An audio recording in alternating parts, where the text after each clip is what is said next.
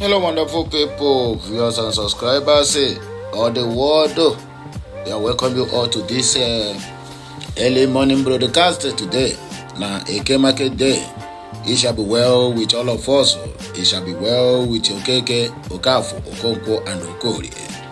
It shall be well with us in Eke, in Ore, and Afunkwo. The 4 market days and the 4 cardinal points, which is the south, east, west, and north. Anyway, this episode of Nigeria finally have joined Somalia. Anyway, but the headline is supposed to be Nnamdi Kanu's prophecy 12 years ago is into manifestation. If you are the kind that are still doubting the king, the prophet himself, the lion, and the excellency, Nnamdi Kanu, then, my dear, you better think twice, because this man is really a new prophet. Not even a new prophet, I said an old prophet. Maybe he might come in the light of Elijah or Elisha or Joshua or many more prophets according to them in the Bible. But I can categorically tell you that Nnamdi Kanu should not be doubted. All the whole word he drops during his broadcast when they never abducted him, all of them have come to manifestation. None have ever failed to manifest. He made these cries earlier on that Somalia said will be better than Nigeria. My dear, have it not happening today? Look at the insecurity. Look at the killings. As I'm talking to you now, in Castina, police people have been murdered, including soldiers. I'm still waiting for the action of the police commission or police service commission and that of military, who is kidnapping and abducting and massacring Igbo youths in Aba. It happened in Kano or Kaduna some couple of days ago. No any brown envelope media house ever reported that matter. Everything, they swept it under the carpet. It's only when an issue of such arises in anywhere around the southeast or south, then you will see them arose with all force to buy people. Now, as I'm talking to you now, Ukwama residents have now taken part in a primary school in another community as their IDPs.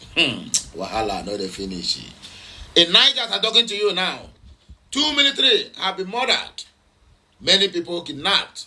Where are the defense headquarters? Where is the chief of defense staff, Christopher Musa, who is always quick to react when issues that pertaining Biafra or the Southeasterners arose? And where is Lagbaja, who is quick to give an order to flush out the people? And where is Agbado, the president of the Cow Republic, who is always quick to make an announcement to go and deal with the IPOPs or the Biafrans with the area which that happens, knowing fully well that them that are in government houses are the ones who are responsible for the killings.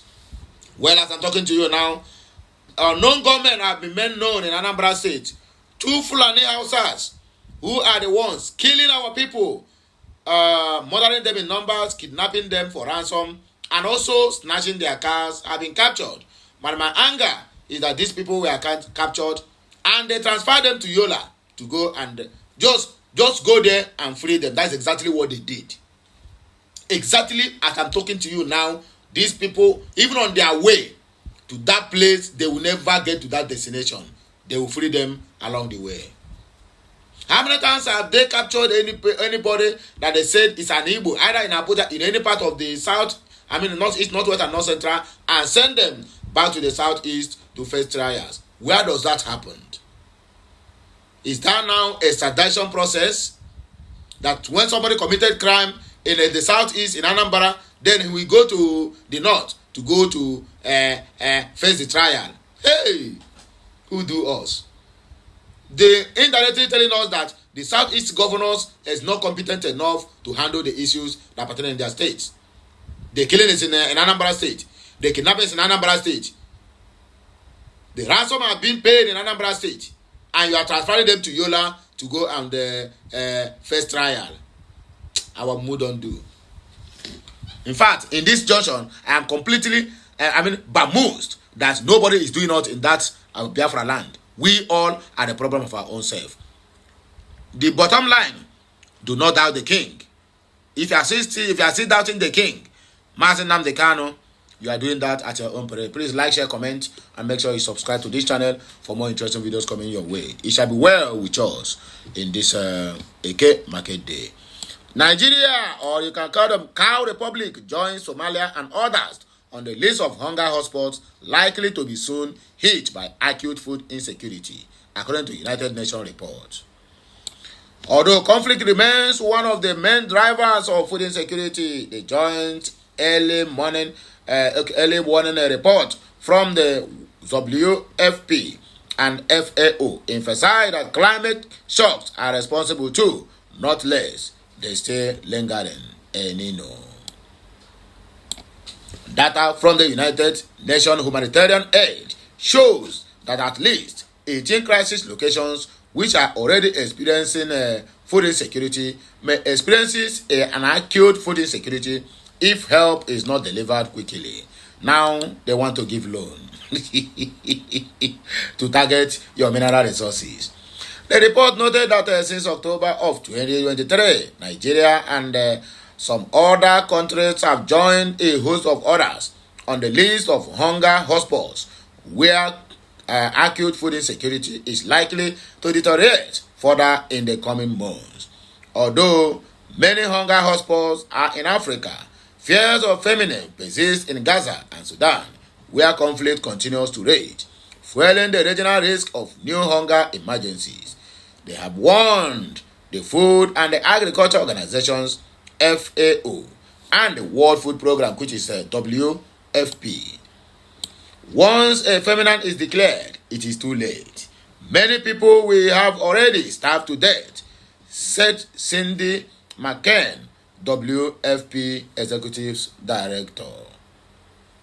In Somalia, in 2011, half of the 250 people who died of hunger perished before famine was officially declared.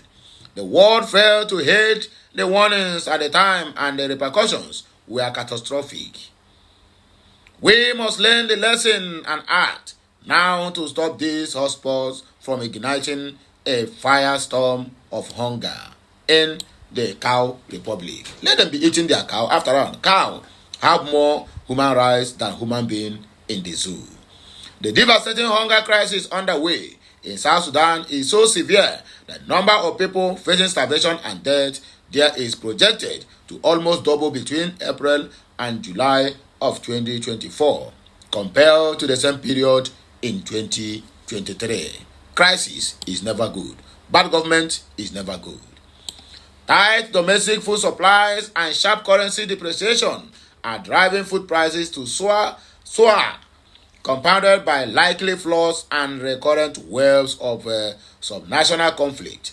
The report explained a project for the Israel of returnees and refugees from Sudan is likely to increase acute food insecurity among both new arrivals and host communities.